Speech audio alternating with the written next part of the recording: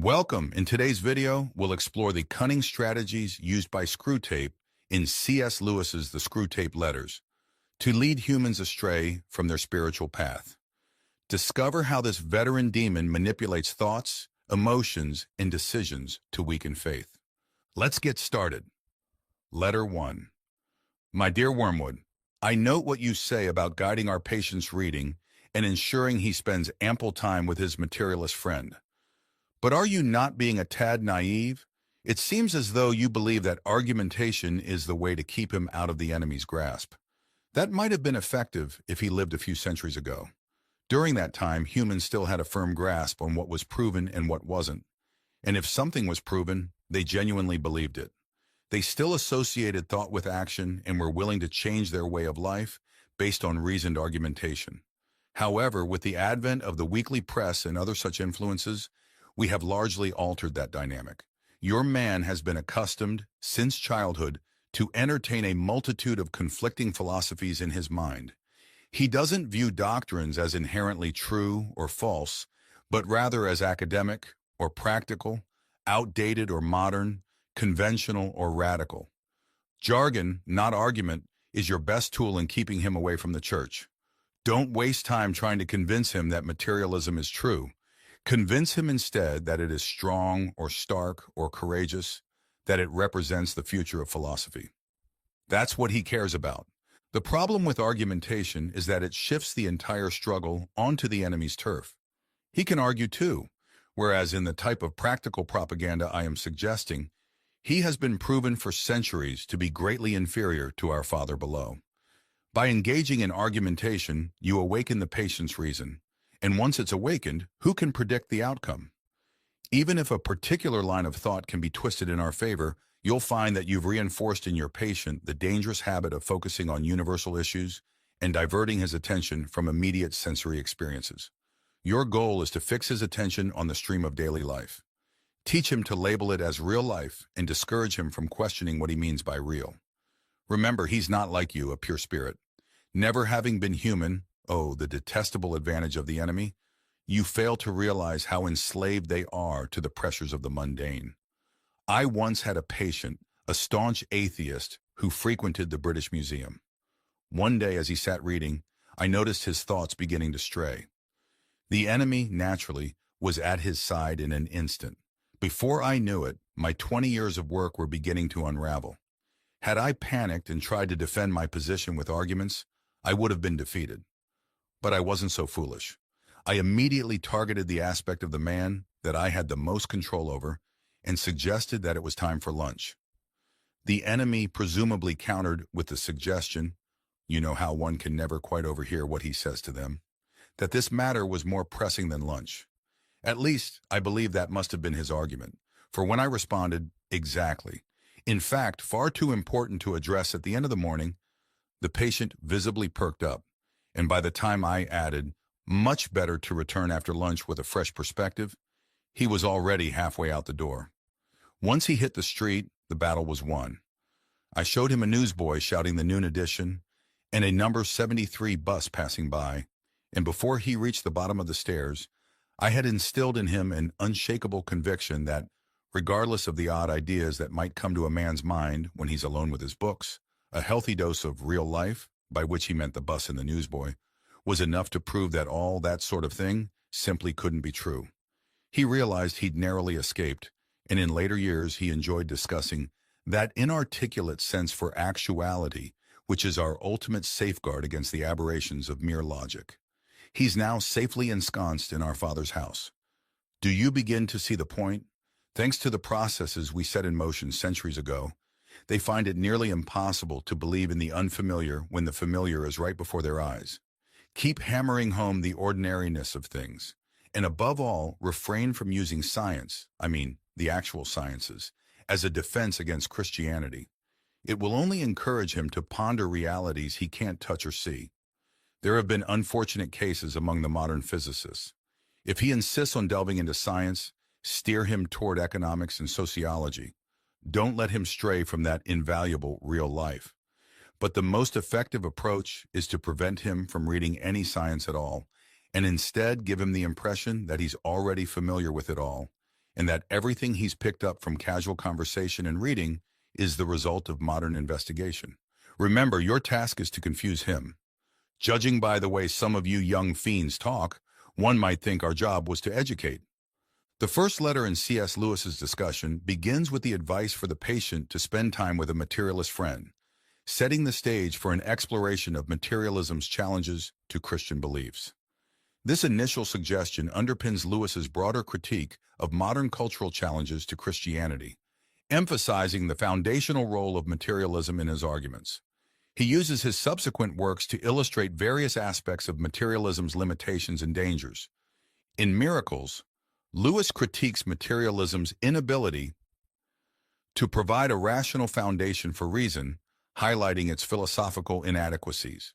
In The Abolition of Man, he discusses the erosion of human dignity stemming from a materialistic disregard for beauty, suggesting a devaluation of non-materialistic qualities. In The Problem of Pain, Lewis argues that materialism fails to offer a satisfying explanation for pain or a comforting prospect, contrasting it with the spiritual hope offered by Christianity. From the outset of the Screwtape letters, the titular character, Screwtape, dismisses the use of logical argument as a means to detract the patient from God, critiquing the modern reliance on utility over truth. Screwtape advises his pupil, Wormwood, to prioritize the appearance of strength and courage in materialism over its truthfulness, thus highlighting the strategic use of jargon over logical reasoning.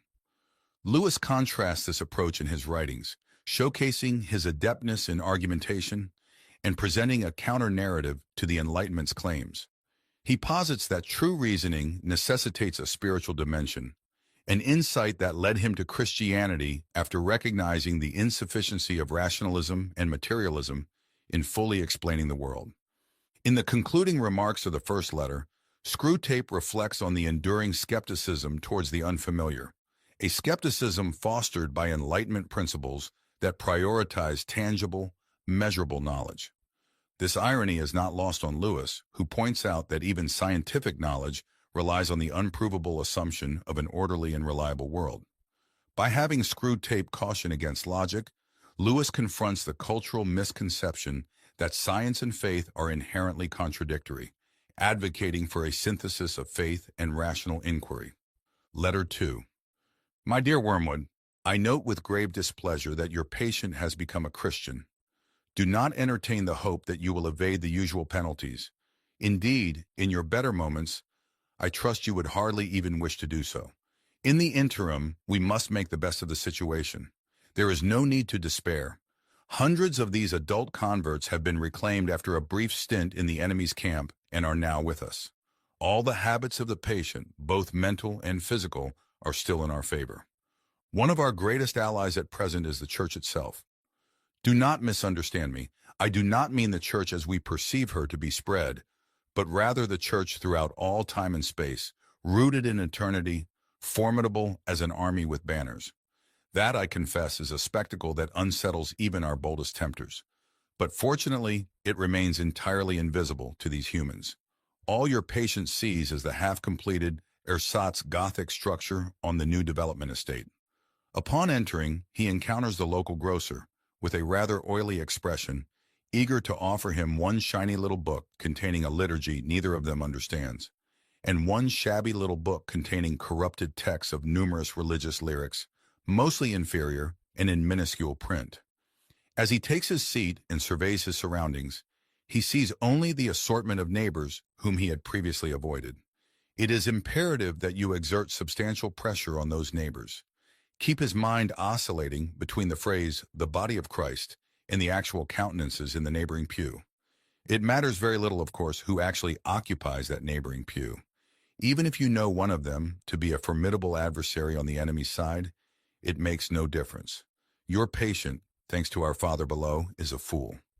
Provided any of those neighbors sing off-key, have squeaky boots, possess double chins, or wear peculiar attire, the patient will readily conclude that their religion must therefore be absurd in some manner. At his current stage, you see, he envisions Christians in his mind as spiritual beings, although in reality, his perception is largely visual. His mind is inundated with images of togas, sandals, armor, and bare legs, and the mere fact that the other congregants wear contemporary clothing poses a genuine, albeit unconscious, challenge to him. Never allow this issue to surface. Never permit him to ponder what he expected them to resemble. Keep everything vague in his mind for now, and you will have all of eternity to amuse yourself by instilling in him the peculiar clarity that hell provides. Therefore, labor diligently on the disappointment or letdown that is undoubtedly imminent during the patient's initial weeks as a churchgoer. The enemy permits this disillusionment to occur at the onset of every human endeavor. It arises when the boy, enchanted by tales from the Odyssey in his nursery, endeavors to genuinely learn Greek. It arises when newlyweds, enamored with each other, embark on the arduous task of cohabitation. In every facet of life, it signifies the shift from idealistic aspirations to arduous endeavors. The enemy undertakes this risk because of his peculiar fancy to transform all these contemptible human pests into what he terms his free lovers and servants. Sons is the term he employs, demonstrating his penchant for degrading the entire spiritual realm through unnatural alliances with bipedal creatures. Desiring their autonomy, he consequently refuses to transport them, through their mere affections and habits, to any of the objectives he sets before them. He leaves them to their own devices, and therein lies our opportunity.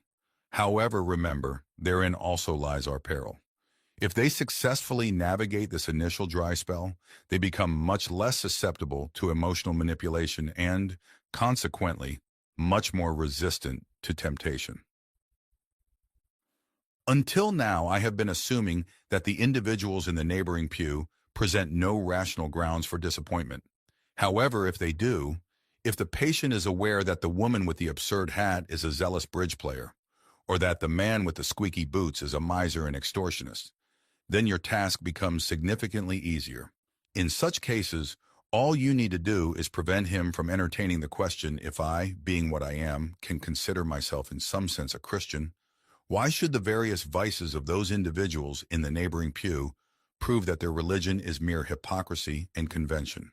You may wonder whether it is possible to prevent such an obvious thought from occurring to a human mind. It is indeed, Wormwood, it is. Handle him correctly, and it will never even cross his mind. He has not been in the enemy's service long enough to possess any genuine humility.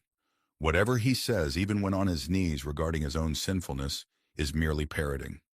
Ultimately, he still believes that by allowing himself to be converted, he has accrued considerable favor in the enemy's ledger, and views attending church with these smug, ordinary neighbors as an act of great humility and condescension. Maintain him in this state of mind for as long as possible. In the second letter of C.S. Lewis's The Screwtape Letters, the narrative progresses as the patient, previously at risk of converting to Christianity, has now embraced the faith. Screwtape, however, remains undeterred, reminding his fellow demons that many adult converts return to their old ways after a brief stint with Christianity. There is no need to despair. Hundreds of these adult converts have been reclaimed after a brief sojourn in the enemy's camp and are now with us. Lewis uses this development to delve into the concept of Christian conversion as more than just a momentary decision but a lifelong journey. Contrary to some theological views that regard accepting Christ as a one-time decision guaranteeing a place in heaven, Lewis emphasizes the ongoing nature of spiritual growth and struggle. He argues that conversion marks the beginning of a process of sanctification, a continuous battle against sin and a commitment to spiritual discipline that does not end until one reaches heaven. Screwtape's letters provide a dual perspective on the church. On one hand, Screwtape describes the church in disparaging terms, as a place filled with social misfits and uninspiring rituals, which mirrors Lewis's own mixed feelings about his experiences with the Anglican Church. He describes his local parish as a sham Gothic erection on the new building estate, and criticizes the quality of the liturgical texts in hymns. Despite his criticisms, Lewis remained a committed churchgoer, attending services at Heading Quarry and participating in the daily prayers at Magdalen College, Oxford. This commitment reflects his belief in the spiritual essence of the church, transcending its earthly imperfections. Moreover, Screwtape offers a grudging acknowledgement of the church's spiritual power, describing it as spread out through all time and space and rooted in eternity, terrible as an army with banners. This description underscores the formidable spiritual presence and historical continuity of the Church, aspects that Lewis revered. The letter also touches on Lewis's broader spiritual philosophy, as articulated in Mere Christianity. He proposes that God uses life's difficulties to strengthen our moral and spiritual resolve, encouraging choices based on righteousness rather than mere feelings.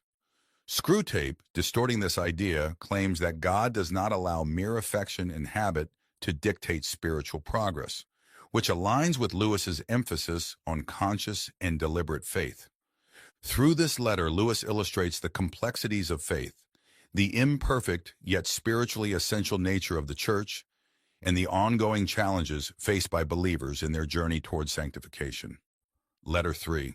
My dear Wormwood, I am exceedingly pleased with the information you've shared regarding this man's relationship with his mother. However, you must capitalize on this advantage.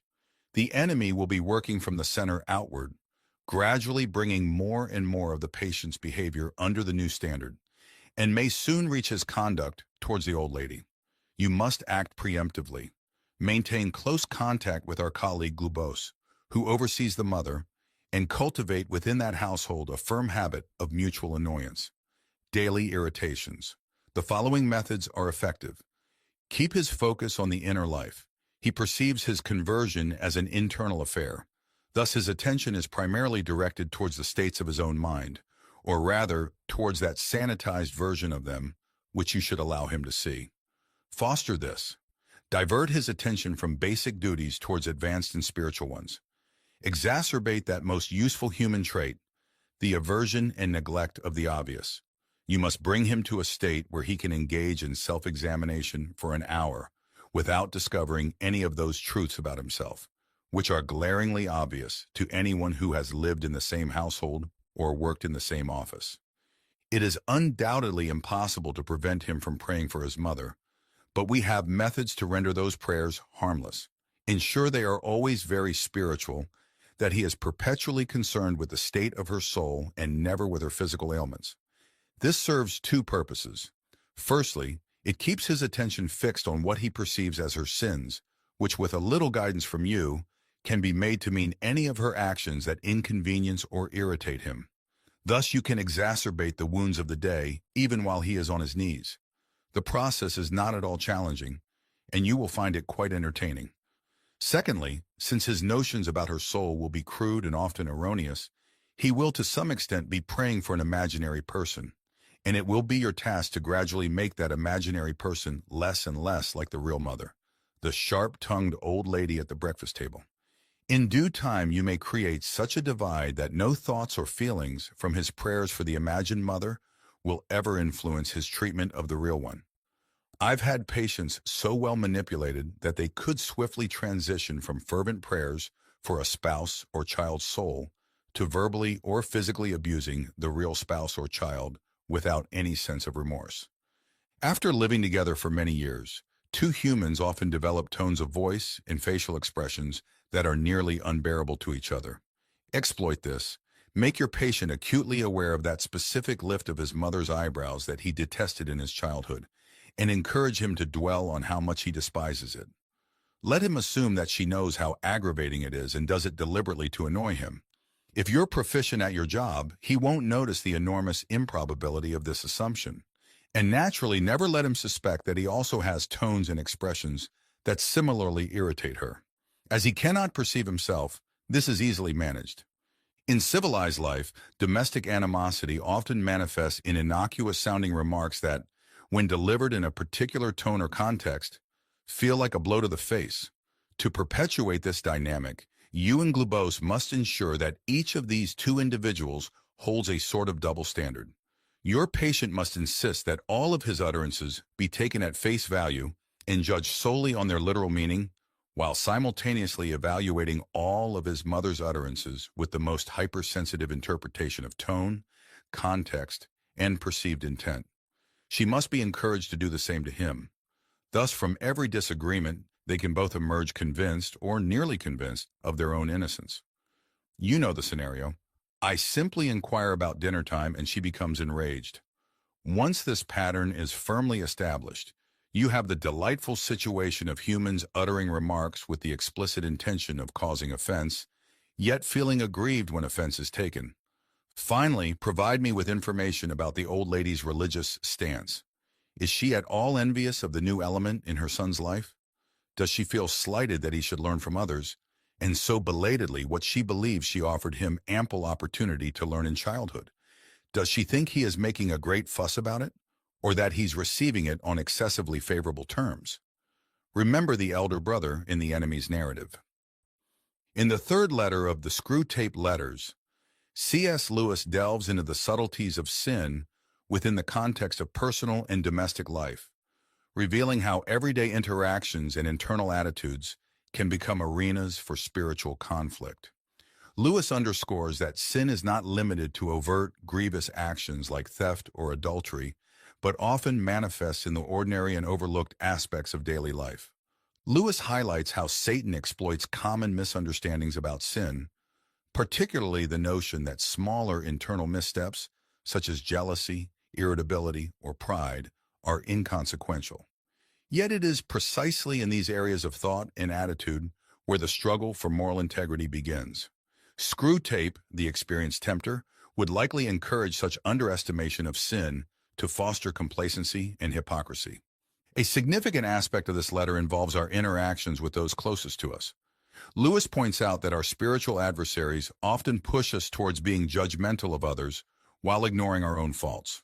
This is vividly illustrated through Jesus' admonition about the speck and the plank in Matthew 7. 3:5, where the hypocrisy of focusing on others' minor issues while ignoring one's significant shortcomings is condemned. Lewis uses this biblical passage to remind readers that true spiritual clarity comes from self-reflection and correction before critiquing others. Reflecting on his personal experiences, Lewis shares a poignant example from his own life. During World War I, he and his friend Patty Moore made a pact to take care of each other's parents should one of them fall in battle. After Patty's death, Lewis fulfilled this promise by caring for Mrs. Moore for over 30 years. This act of long-term commitment demonstrates Lewis's application of Christian principles in his personal life, even when faced with challenges such as Mrs. Moore's disapproval of his church attendance post-conversion. This disapproval added another layer to his domestic trials, illustrating the ongoing nature of spiritual tests within personal relationships. Through this letter, Lewis effectively conveys that the spiritual journey involves continual vigilance against both overt and subtle temptations, particularly within the intimate spheres of domestic life and personal thoughts. Letter 4.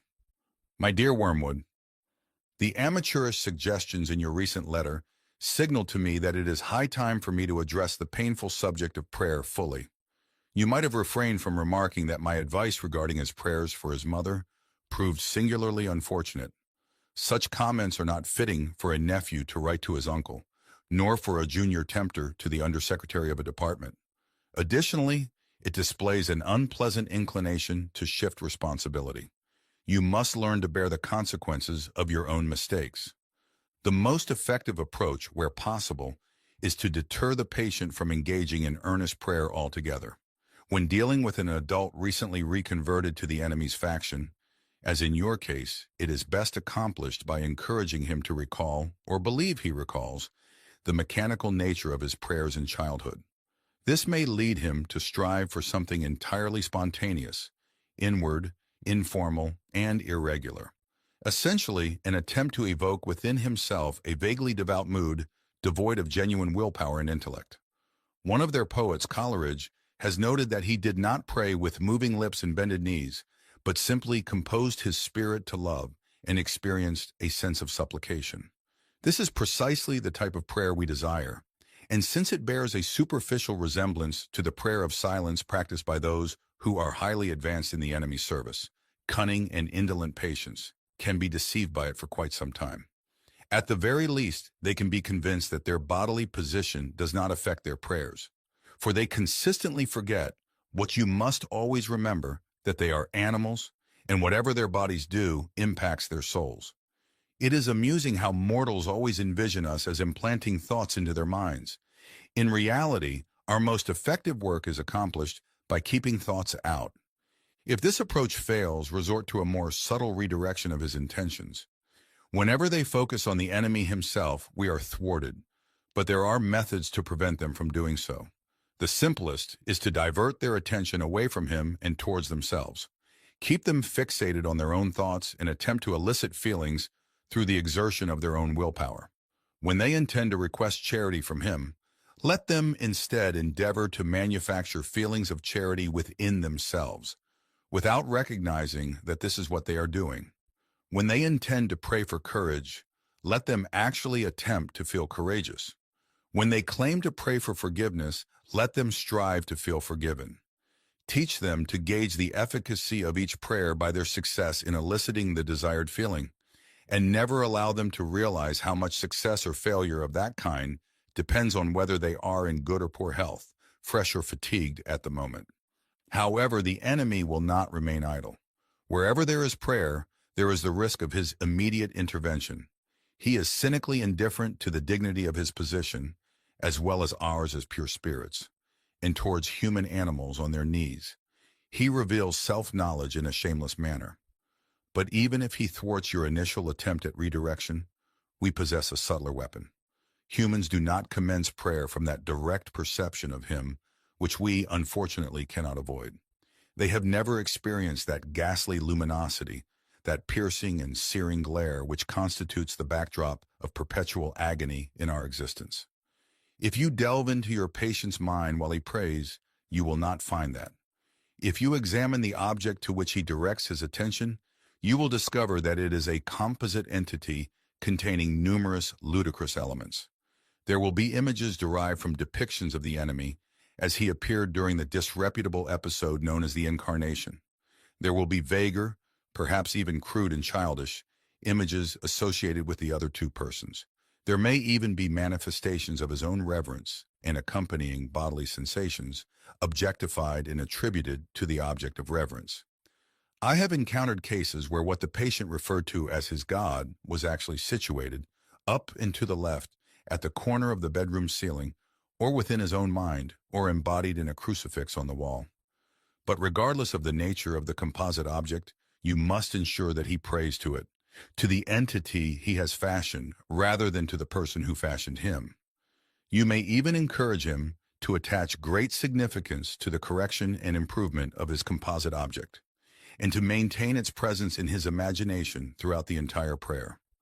For if he ever makes the distinction, if he consciously directs his prayers not to what I perceive thou art, but to what thou truly art, our situation becomes momentarily dire.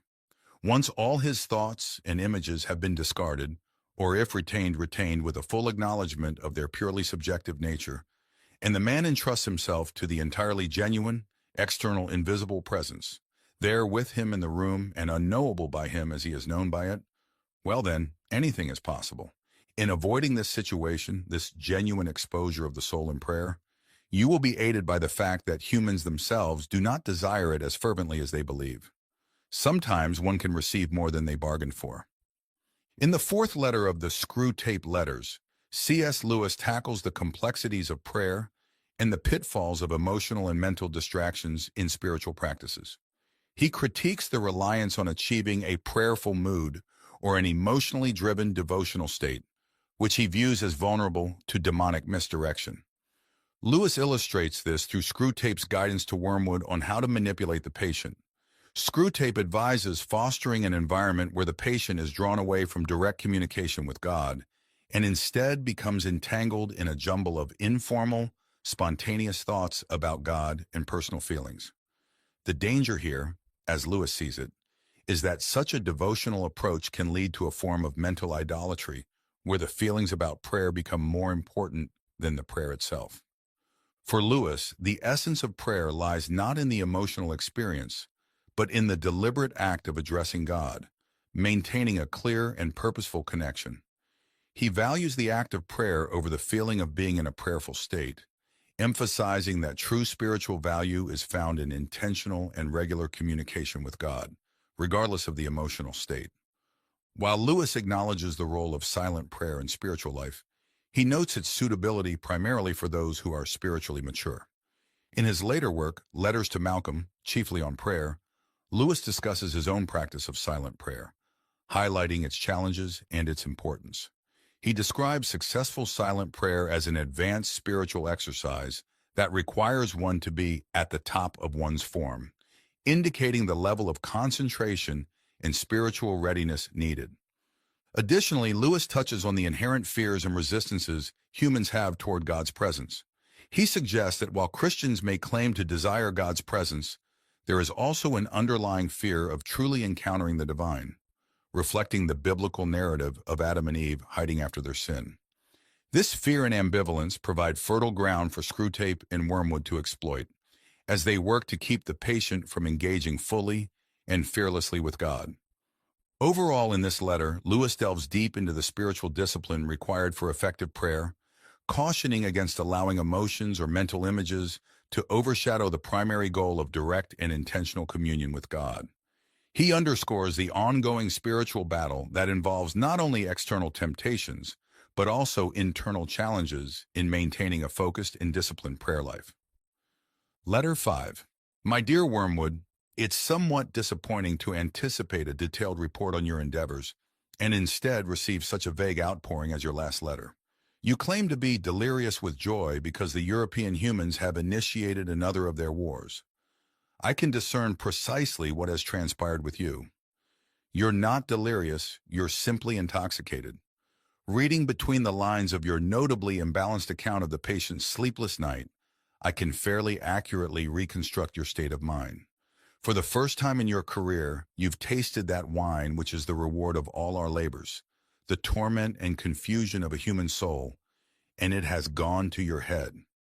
I can hardly fault you. I do not expect old heads on young shoulders. Did the patient respond to some of your frightful depictions of the future? Did you incorporate some good, self-pitying glances at the happy past? Did you elicit some fine thrills in the pit of his stomach? You played your violin skillfully, didn't you? Well, it's all quite natural. But do bear in mind, Wormwood, that duty precedes pleasure.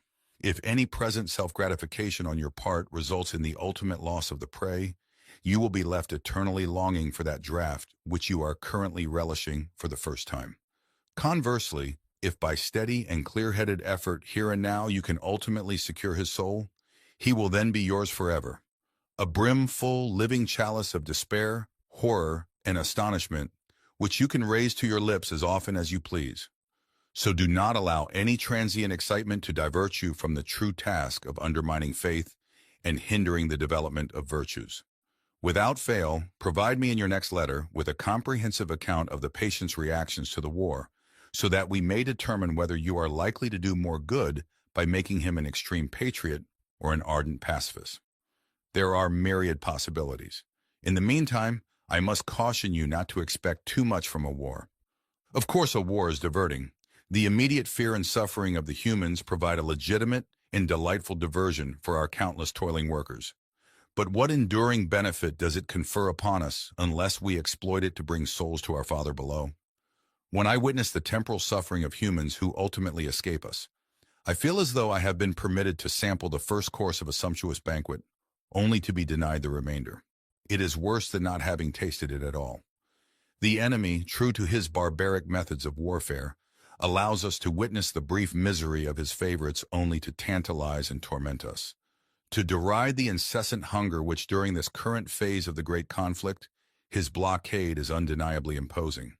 Therefore, let us contemplate how to utilize rather than how to enjoy this European war, for it possesses certain inherent tendencies which are, in themselves, by no means favorable to us. We may anticipate a considerable amount of cruelty and unchastity, but if we are not cautious, we may observe thousands turning to the enemy in this tribulation, while tens of thousands who do not go so far as that will nonetheless have their attention diverted from themselves to values and causes which they perceive to be higher than the self. I am aware that the enemy disapproves of many of these causes, but therein lies his unfairness. He frequently claims as prizes humans who have sacrificed their lives for causes he deems unworthy, on the monstrously fallacious grounds that the humans regarded them as virtuous and were following the best they knew. Consider also the undesirable deaths that occur in wartime. Men perish in places where they knew they might die, and to which they go, if they are at all aligned with the enemy's faction, prepared. How much more advantageous for us if all humans expired in costly nursing homes, amidst doctors who lie, nurses who lie, friends who lie, as we have trained them, promising life to the dying, encouraging the belief that illness excuses every indulgence, and even if our workers perform their duties proficiently, withholding all suggestion of a priest, lest it should reveal to the sick man his true condition. And how detrimental for us is the perpetual recollection of death which war imposes. One of our most effective weapons, contented worldliness, is rendered impotent. In wartime, not even a human can entertain the delusion that he will live forever. I am aware that Screwtape and others have perceived in wars a significant opportunity for assaults on faith, but I believe that perspective was overstated. The enemy's human adherents have all been explicitly informed by him that suffering is an essential component of what he terms redemption. Thus, a faith which is shattered by a war or a pestilence cannot genuinely have been worth the trouble of shattering. I am presently referring to diffuse suffering over an extended period, such as the war will engender. Naturally, in moments of terror, bereavement, or physical agony, you may catch your man when his reason is temporarily suspended. Yet even then, if he appeals to enemy headquarters, I have discovered that the post is nearly always defended. In the 5th letter of the Screwtape letters, C.S. Lewis confronts the topic of death, providing a sinister perspective on the preferred circumstances of dying from the viewpoint of demons. Screwtape, the senior demon advising his nephew Wormwood, expresses a preference for human deaths that occur in settings like nursing homes, where deceit and denial about the reality of death can be cultivated and exploited. Screwtape revels in the idea of humans dying amid falsehoods, surrounded by doctors, nurses, and friends who perpetuate lies about recovery, indulge every whim under the guise of sickness, and avoid any mention of spiritual counsel that might awaken the dying person to their true spiritual state. This strategy is designed to keep individuals from confronting the reality of their mortality and by extension, their accountability in the afterlife. Lewis uses this scenario to critique a societal tendency to avoid discussions of death and the eternal consequences of one's beliefs. He contrasts the quiet, deceptive comfort of a nursing home death with the brutal immediacy of wartime fatalities. In war, individuals often face their mortality directly and may be more open to spiritual reflection and preparation, conditions that Screwtape deems undesirable. Reflecting on his own experiences as a veteran of the First World War and writing during the ongoing conflict of the Second World War, Lewis understood the stark confrontations with death that combatants face. He argues that, despite its horrors, war exposes the unavoidable reality of human mortality, which can lead to deeper spiritual awareness and preparation. This idea resonates with the biblical injunction from Psalm 90:12, which calls on people to number our days that we may gain a heart of wisdom. Lewis suggests that by acknowledging the inevitability of death, individuals can live more purposefully and wisely. The letter also touches on personal experiences with death in a more contemporary setting, like hospices, where discussions about faith and eternity can be contentious and unwelcome. Lewis uses these observations to underscore the importance of facing death with a clear understanding of one's beliefs and the consequences they carry into the afterlife. Overall, Letter 5 of the Screwtape letters challenges readers to reconsider societal attitudes towards death, encouraging a more open acknowledgement of mortality as a means to spiritual depth and readiness. Letter 6. I am delighted to hear that your patient's age and profession make it possible, but by no means certain, that he will be called up for military service. We want him to be in the maximum uncertainty so that his mind will be filled with contradictory pictures of the future, every one of which arouses hope or fear. There is nothing like suspense and anxiety for barricading a human's mind against the enemy. He wants men to be concerned with what they do. Our business is to keep them thinking about what will happen to them. Your patient will, of course, have picked up the notion that he must submit with patience to the enemy's will. What the enemy means by this is primarily that he should accept with patience the tribulation which has actually been dealt out to him, the present anxiety and suspense. It is about this that he is to say, "Thy will be done," and for the daily task of bearing this, that the daily bread will be provided. It is your business to see that the patient never thinks of the present fear as his appointed cross, but only of the things he is afraid of. Let him regard them as his crosses. Let him forget that, since they are incompatible, they cannot all happen to him, and let him try to practice fortitude and patience to them all in advance. For real resignation at the same moment to a dozen different and hypothetical fates is almost impossible, and the enemy does not greatly assist those who are trying to attain it. Resignation to present and actual suffering, even where that suffering consists of fear, is far easier and is usually helped by this direct action. An important spiritual law is here involved. I have explained that you can weaken his prayers by diverting his attention from the enemy himself to his own states of mind about the enemy. On the other hand, fear becomes easier to master when the patient's mind is diverted from the thing feared to the fear itself, considered as a present and undesirable state of his own mind. And when he regards the fear as his appointed cross, he will inevitably think of it as a state of mind. One can therefore formulate the general rule: in all activities of mind which favor our cause, encourage the patient to be unself-conscious and to concentrate on the object. But in all activities favorable to the enemy, bend his mind back on itself. Let an insult or a woman's body so fix his attention outward that he does not reflect, I am now entering into the state called anger or the state called lust. Contrariwise, let the reflection, my feelings are now growing more devout or more charitable, so fix his attention inward that he no longer looks beyond himself to see our enemy or his own neighbors. As regards his more general attitude to the war, you must not rely too much on those feelings of hatred which the humans are so fond of discussing in Christian or anti-Christian periodicals. In his anguish, the patient can, of course, be encouraged to revenge himself by some vindictive feelings directed towards the German leaders, and that is good so far as it goes. But it is usually a sort of melodramatic or mythical hatred directed against imaginary scapegoats. He has never met these people in real life. They are lay figures modeled on what he gets from newspapers. The results of such fanciful hatred are often most disappointing. And of all humans, the English are in this respect the most deplorable milksops. They are creatures of that miserable sort who loudly proclaim that torture is too good for their enemies, and then give tea and cigarettes to the first wounded German pilot who turns up at the back door. Do what you will, there is going to be some benevolence as well as some malice in your patient's soul. The great thing is to direct the malice to his immediate neighbors whom he meets every day, and to thrust his benevolence out to the remote circumference, to people he does not know. The malice thus becomes wholly real, and the benevolence largely imaginary. There is no good at all in inflaming his hatred of Germans if, at the same time, a pernicious habit of charity is growing up between him and his mother, his employer, and the man he meets in the train.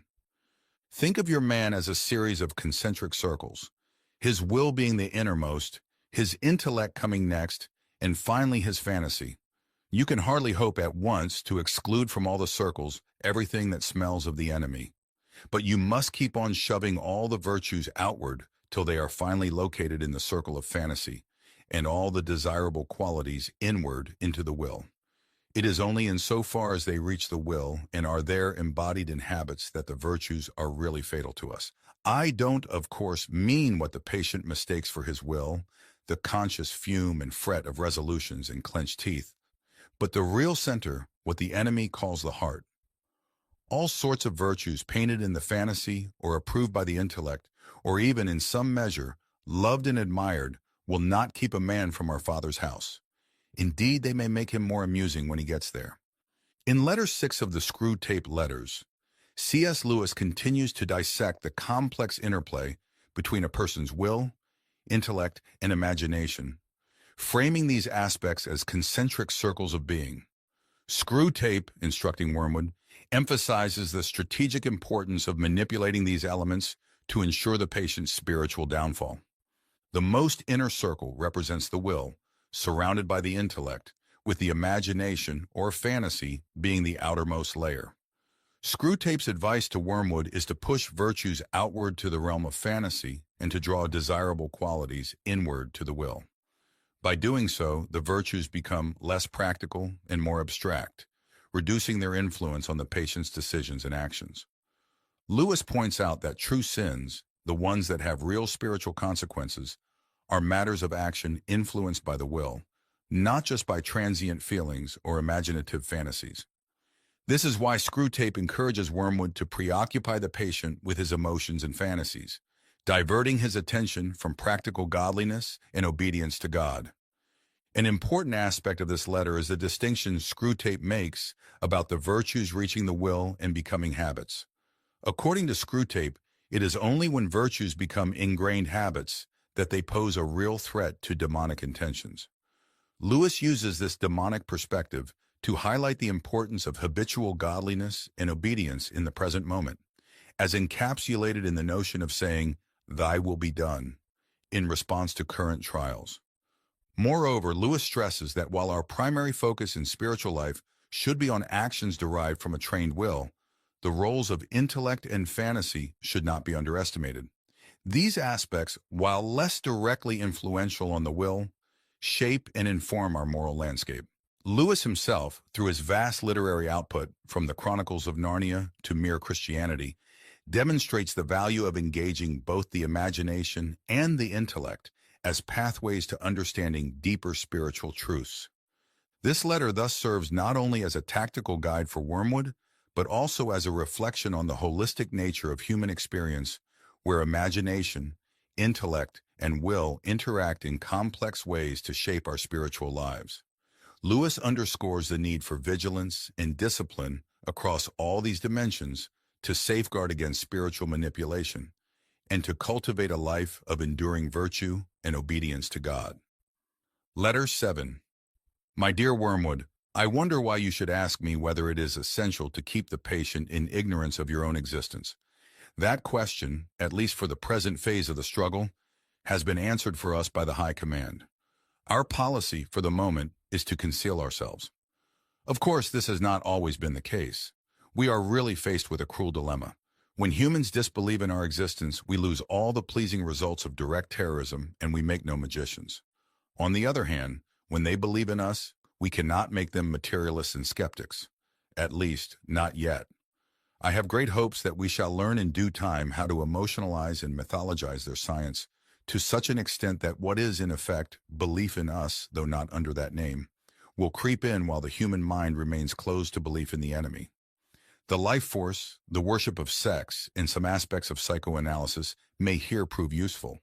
If once we can produce our perfect work, the materialist magician, the man not using but veritably worshiping what he vaguely calls forces while denying the existence of spirits, then the end of the war will be in sight. But in the meantime, we must obey our orders. I do not think you will have much difficulty in keeping the patient in the dark. The fact that devils are predominantly comic figures in the modern imagination will help you. If any faint suspicion of your existence begins to arise in his mind, suggest to him a picture of something in red tights and persuade him that since he cannot believe in that, it is an old textbook method of confusing them, he therefore cannot believe in you. I had not forgotten my promise to consider whether we should make the patient an extreme patriot or an extreme pacifist. All extremes, except extreme devotion to the enemy, are to be encouraged. Not always, of course, but at this period. Some ages are lukewarm and complacent, and then it is our business to soothe them yet faster asleep. Other ages, of which the present is one, are unbalanced and prone to faction, and it is our business to inflame them. Any small coterie, bound together by some interest which other men dislike or ignore, tends to develop inside itself a hothouse mutual admiration, and towards the outer world, a great deal of pride and hatred which is entertained without shame, because the cause is its sponsor and it is thought to be impersonal. Even when the little group exists originally for the enemy's own purposes, this remains true. We want the church to be small, not only that fewer men may know the enemy, but also that those who do may acquire the uneasy intensity and the defensive self-righteousness of a secret society or a clique. The church herself is, of course, heavily defended, and we have never yet quite succeeded in giving her all the characteristics of a faction. But subordinate factions within her have often produced admirable results, from the parties of Paul and of Apollos at Corinth down to the high and low parties in the Church of England. If your patient can be induced to become a conscientious objector, he will automatically find himself one of a small, vocal, organized, unpopular society, and the effects of this on one so new to Christianity will almost certainly be good. But only almost certainly. Has he had serious doubts about the lawfulness serving in a just war before this present war of serving began? Is he a man of great physical courage, so great that he will have no half-conscious misgivings about the real motives of his pacifism? Can he, when nearest to honesty, no human is ever very near, feel fully convinced that he is actuated wholly by the desire to obey the enemy? If he is that sort of man, his pacifism will probably not do us much good, and the enemy will probably protect him from the usual consequences of belonging to a sect. Your best plan in that case would be to attempt a sudden, confused, emotional crisis from which he might emerge as an uneasy convert to patriotism. Such things can often be managed. But if he is the man I take him to be, try pacifism. Whichever he adopts, your main task will be the same. Let him begin by treating the patriotism or the pacifism as a part of his religion. Then let him, under the influence of partisan spirit, come to regard it as the most important part. Then quietly and gradually nurse him onto the stage at which the religion becomes merely part of the cause, in which Christianity is valued chiefly because of the excellent arguments it can produce in favor of the British war effort or of pacifism. The attitude which you want to guard against is that in which temporal affairs are treated primarily as material for obedience. Once you have made the world an end, in faith a means, you have almost won your man, and it makes very little difference what kind of worldly end he is pursuing. Provided that meetings, pamphlets, policies, movements, causes, and crusades matter more to him than prayers and sacraments and charity, he is ours. And the more religious, on those terms, the more securely ours. I could show you a pretty cageful down here. Letter 7 addresses two main issues: whether demons ought to make their existence known, and the dangerous, diabolical temptation to make Christianity a means in service to a cause. Screwtape says that the presence of Satan and demons was common knowledge in ages past. That is, among many cultures throughout much of human history. In the modern age, somewhere around the time of the Enlightenment, the diabolical realm chose to go incognito as a result of naturalism, rationalism, and materialism. Screwtape prefers the modern denial of a spiritual realm because it creates a materialistic worldview and allows for the complete dismissal of God, heaven, hell, angels, and demons. Remember, in much of his writing, Lewis is eager to point to the destructive power of materialism. In this letter, for example, he has Screwtape envision what might be called an advanced materialistic option. The materialist magician, the man not using but veritably worshiping what he vaguely calls forces while denying the existence of spirits.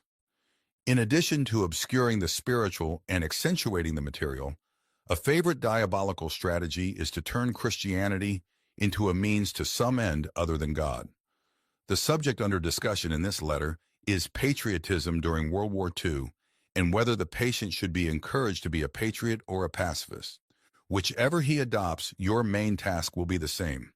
Let him begin by treating the patriotism or the pacifism as a part of his religion. Then let him, under the influence of partisan spirit, come to regard it as the most important part. Then quietly and gradually nurse him onto the stage at which the religion becomes merely part of the cause, in which Christianity is valued chiefly because of the excellent arguments it can produce in favor of the British war effort or of pacifism. The contemporary version of this strategy reveals itself in the discussion of the current moral temperature of the United States. The argument goes that the use of drugs, the decline of the family, the rise of crime, etc., means that what we really need is a spiritual revival, which is true. And here is the diabolical nature of the argument. The true goal and end of a revival, the surrender to the lordship of Christ and participation in the community of Christ, is subverted into a desire to make America a good place in which to live. It is indisputable that the fruit of conversion produces good citizens and a good society. However, good citizens and a good society are never the goals of conversion. When that happens, a heavenly spiritual goal becomes merely a means of attaining an earthly social goal. As Screwtape says, once you have made the world an end and faith a means, you have almost won your man. There is another diabolical strategy mentioned in this letter that is worth pointing out, the push to extremes. Screwtape says, all extremes, except extreme devotion to the enemy, are to be encouraged, especially when the present age is unbalanced and prone to faction, and it is our business to inflame them. Letter 8. My dear Wormwood, so you have great hopes that the patient's religious phase is dying away, have you? I always thought the training college had gone to pieces since they put old Slubgob at the head of it. And now I am sure. Has no one ever told you about the law of undulation? Humans are amphibians, half spirit and half animal. The enemy's determination to produce such a revolting hybrid was one of the things that determined our father to withdraw his support from him. As spirits, they belong to the eternal world, but as animals, they inhabit time. This means that while their spirit can be directed to an eternal object, their bodies, passions, and imaginations are in continual change, for to be in time means to change. Their nearest approach to constancy, therefore, is undulation, the repeated return to a level from which they repeatedly fall back, a series of troughs and peaks. If you had watched your patient carefully, you would have seen this undulation in every department of his life. His interest in his work, his affection for his friends, his physical appetites all go up and down. As long as he lives on earth, periods of emotional and bodily richness and liveliness will alternate with periods of numbness and poverty. The dryness and dullness through which your patient is now going are not, as you fondly suppose, your workmanship. They are merely a natural phenomenon which will do us no good unless you make good use of it. To decide what the best use of it is, you must ask what use the enemy wants to make of it, and then do the opposite. Now, it may surprise you to learn that in his efforts to get permanent possession of a soul, he relies on the troughs even more than on the peaks. Some of his special favorites have gone through longer and deeper troughs than anyone else. The reason is this: to us, a human is primarily good. Our aim is the absorption of its will into ours, the increase of our own area of selfhood at its expense. But the obedience which the enemy demands of men is quite a different thing. One must face the fact that all the talk about his love for men and his service being perfect freedom is not, as one would gladly believe, mere propaganda, but an appalling truth.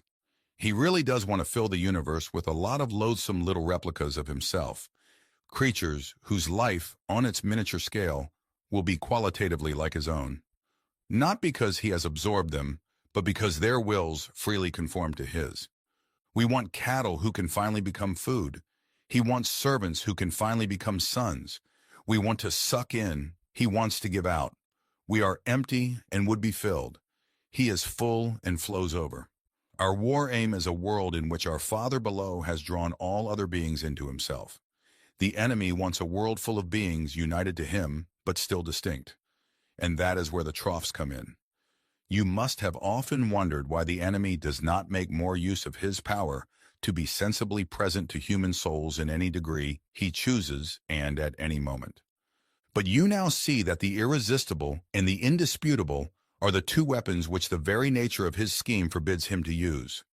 Merely to override a human will, as his felt presence in any but the faintest and most mitigated degree would certainly do, would be for him useless. He cannot ravish. He can only woo. For his ignoble idea is to eat the cake and have it. The creatures are to be one with him, but yet themselves. Merely to cancel them or assimilate them will not serve. He is prepared to do a little overriding at the beginning. He will set them off with communications of his presence which, though faint, seem great to them with emotional sweetness, an easy conquest over temptation. But he never allows this state of affairs to last long. Sooner or later he withdraws, if not in fact, at least from their conscious experience, all those supports and incentives. He leaves the creature to stand up on its own legs, to carry out from the will alone duties which have lost all relish. It is during such trough periods, much more than during the peak periods, that it is growing into the sort of creature he wants it to be. Hence the prayers offered in the state of dryness are those which please him best. We can drag our patients along by continual tempting because we design them only for the table, and the more their will is interfered with, the better. He cannot tempt to virtue as we do to vice. He wants them to learn to walk and must therefore take away his hand. And if only the will to walk is really there, he is pleased even with their stumbles. Do not be deceived, Wormwood. Our cause is never more in danger than when a human, no longer desiring but intending to do our enemy's will, looks round upon a universe from which every trace of him seems to have vanished, and asks why he has been forsaken, and still obeys. But of course, the troughs afford opportunities to our side also. Next week, I will give you some hints on how to exploit them. In Letter 7, Screwtape encourages thinking in extremes for Wormwood's patient. In Letter 8, he encourages taking advantage of the ups and downs in life. Everyone notices in the course of their spiritual journey that there are emotional phases that vary greatly from one another. One well-known phase is the honeymoon that often follows a teenage or even adult conversion.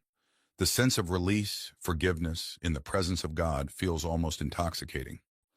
Eventually, though, the honeymoon phase gives way to something else, sometimes called the desert phase, one in which there is no sense of the presence of God at all, and the Christian life becomes monotonous. After Mother Teresa of Calcutta died, her personal diary revealed that she had experienced years of such dryness. Lewis is frequently thought of as a great apologist, clearly explaining and defending Christianity. He was also a great spiritual guide. He received thousands of letters from people asking for his advice on how to live the Christian life. He made a commitment to answer every single letter, spending an hour or two each day corresponding with people he had never met, but who had read something he had written and who were looking for spiritual insight and encouragement. Those letters have been compiled and published in books such as Letters to an American Lady, C.S. Lewis, Letters to Children, and Yours, Jack.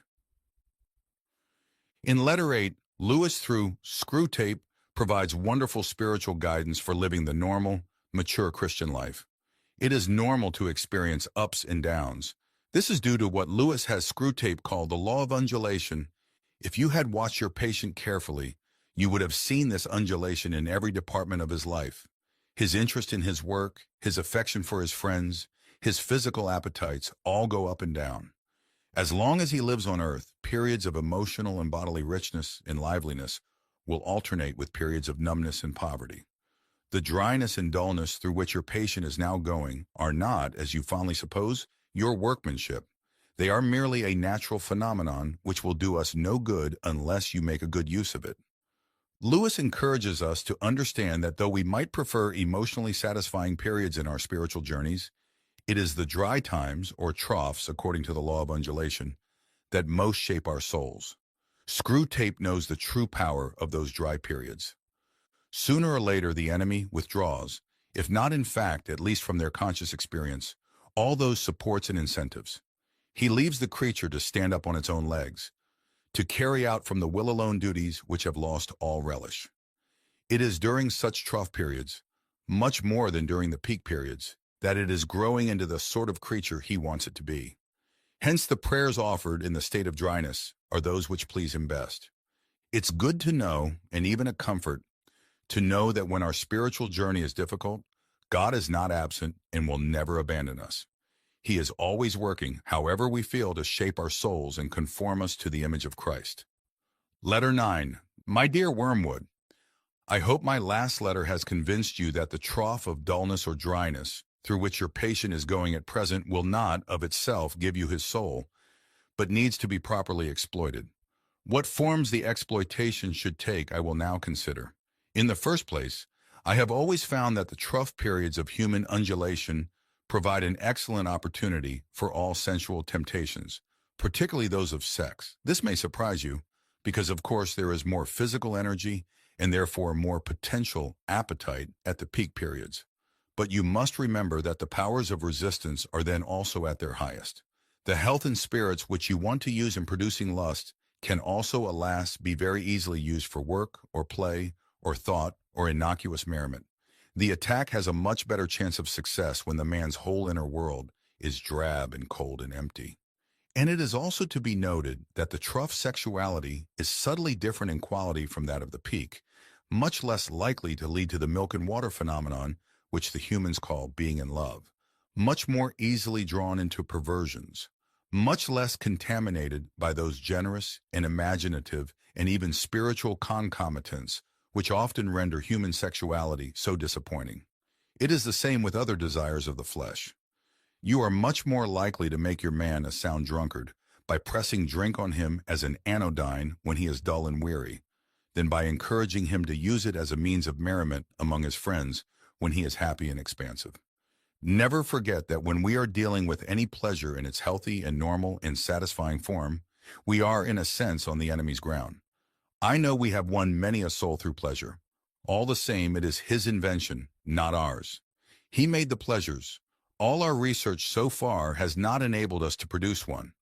All we can do is to encourage the humans to take the pleasures which our enemy has produced, at times, or in ways, or in degrees, which he has forbidden.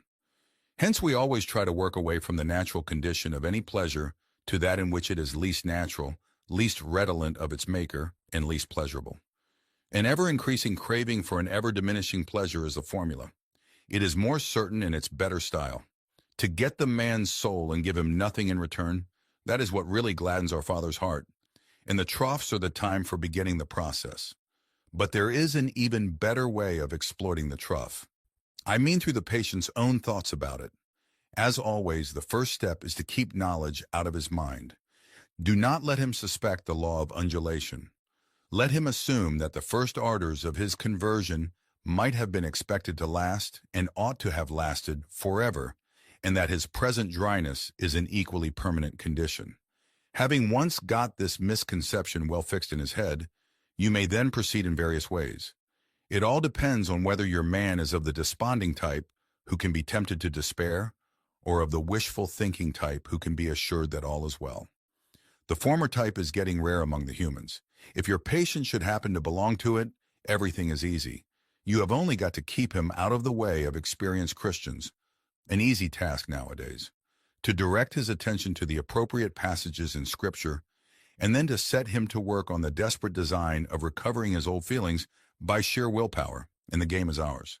If he is of the more hopeful type, your job is to make him acquiesce in the present low temperature of his spirit and gradually become content with it, persuading himself that it is not so low after all. In a week or two, you will be making him doubt whether the first days of his Christianity were not perhaps a little excessive. Talk to him about moderation in all things. If you can once get him to the point of thinking that religion is all very well up to a point, you can feel quite happy about his soul. A moderated religion is as good for us as no religion at all, and more amusing. Another possibility is that of direct attack on his faith. When you have caused him to assume that the trough is permanent, can you not persuade him that his religious phase is just going to die away, like all his previous phases? Of course, there is no conceivable way of getting by reason from the proposition, I am losing interest in this, to the proposition, this is false. But as I said before, it is jargon, not reason, you must rely on. The mere word phase will very likely do the trick. I assume that the creature has been through several of them before. They all have, and that he always feels superior and patronizing to the ones he has emerged from, not because he has really criticized them, but simply because they are in the past. You keep him well fed on hazy ideas of progress and development and the historical point of view, I trust, and give him lots of modern biographies to read. The people in them are always emerging from phases, aren't they? You see the idea? Keep his mind off the plain antithesis between true and false. Nice shadowy expressions. It was a phase, I've been through all that. And don't forget the blessed word adolescent. In Letter 9, Lewis, through Screwtape, continues as a spiritual guide, helping us navigate life's spiritual phases. On one hand, he makes it clear that the demons want to encourage extremes, for us to either be really up or really down, according to the law of undulation. Each phase and the temperament of each patient can be exploited by the demons. When we are up, we are vulnerable to lust and inappropriate expressions of sensual pleasure. When we are down, we are in danger of discouragement and even giving up on the faith. However, the attack has a much better chance of success when the man's whole inner world is drab and cold and empty. On the other hand, while extremes, from the tempter's perspective, are to be encouraged, the tempter advocates moderation as well, a very special type of moderation. Talk to him about moderation in all things. If you can once get him to the point of thinking that religion is all very well up to a point, you can feel quite happy about his soul. A moderated religion is as good for us as no religion at all, and more amusing.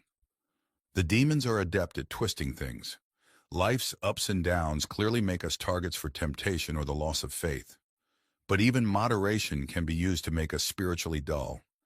Jesus even warns against it, telling the church at Laodicea that because they were lukewarm, neither hot nor cold, he was about to spit them out of his mouth. Reverend 3:16. Another issue to be considered involves pleasure. While the demons tempt us with pleasure, Wormwood must never forget that when we are dealing with any pleasure in its healthy and normal and satisfying form, we are, in a sense, on the enemy's ground. I know we have won many a soul through pleasure. All the same, it is his invention, not ours. He made the pleasures. All our research so far has not enabled us to produce one. All we can do is to encourage the humans to take the pleasures which our enemy has produced, at times, or in ways, or in degrees, which he has forbidden. After Mrs. Moore died in 1951, Lewis was delivered from a life burden and found his life to be rather pleasant and easygoing. During that period, he wrote to a friend saying, "Pray for me." He knew that there were temptations and spiritual dangers, even in the best of times. Letter 10. My dear Wormwood, I was delighted to hear from Triptweeze that your patient has made some very desirable new acquaintances, and that you seem to have used this event in a really promising manner. I gather that the middle-aged married couple who called at his office are just the sort of people we want him to know.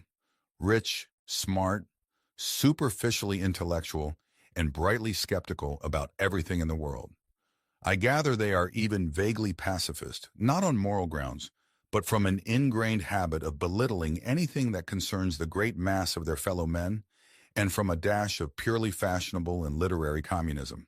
This is excellent, and you seem to have made good use of all his social, sexual, and intellectual vanity. Tell me more. Did he commit himself deeply?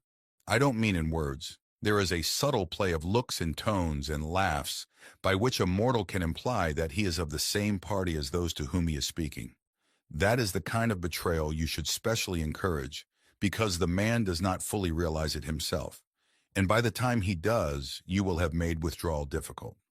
No doubt he must very soon realize that his own faith is in direct opposition to the assumptions on which all the conversation of his new friends is based. I don't think that matters much, provided that you can persuade him to postpone any open acknowledgement of the fact, and this with the aid of shame, pride, modesty, and vanity will be easy to do. As long as the postponement lasts, he will be in a false position. He will be silent when he ought to speak and laugh when he ought to be silent. He will assume, at first only by his manner, but presently by his words, all sorts of cynical and skeptical attitudes, which are not really his. But if you play him well, they may become his. All mortals tend to turn into the thing they are pretending to be. This is elementary. The real question is how to prepare for the enemy's counterattack. The first thing is to delay as long as possible the moment at which he realizes this new pleasure as a temptation. Since the enemy's servants have been preaching about the world as one of the great standard temptations for 2,000 years, this might seem difficult to do.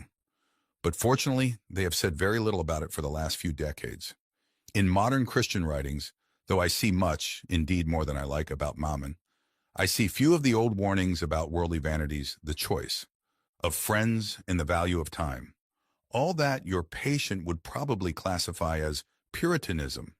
And may I remark in passing that the value we have given to that word is one of the really solid triumphs of the last 100 years.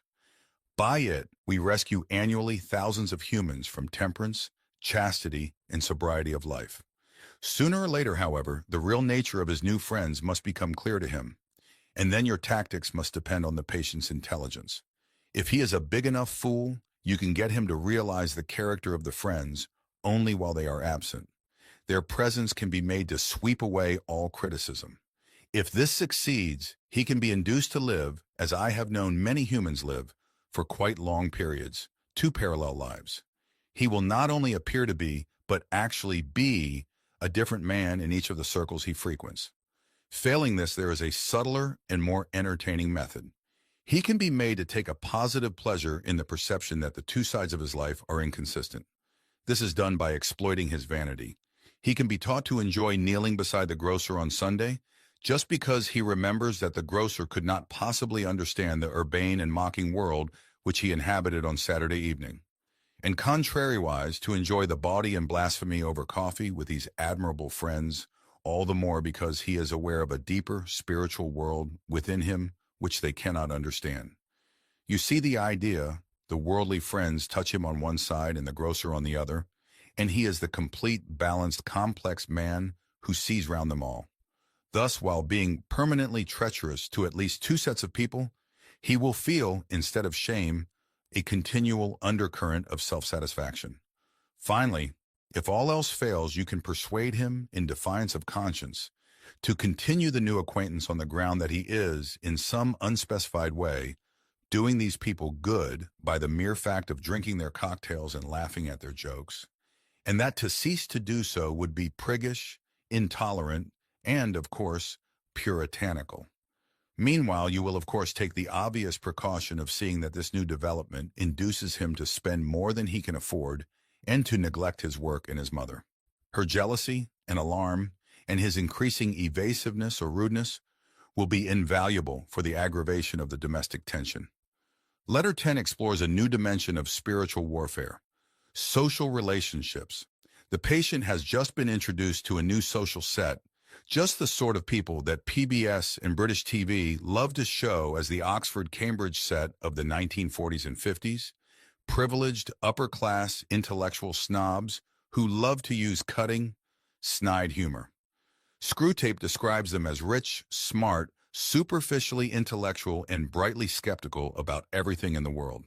I gather they are even vaguely pacifist, not on moral grounds, but from an ingrained habit of belittling anything that concerns the great mass of their fellow men, and from a dash of purely fashionable and literary communism.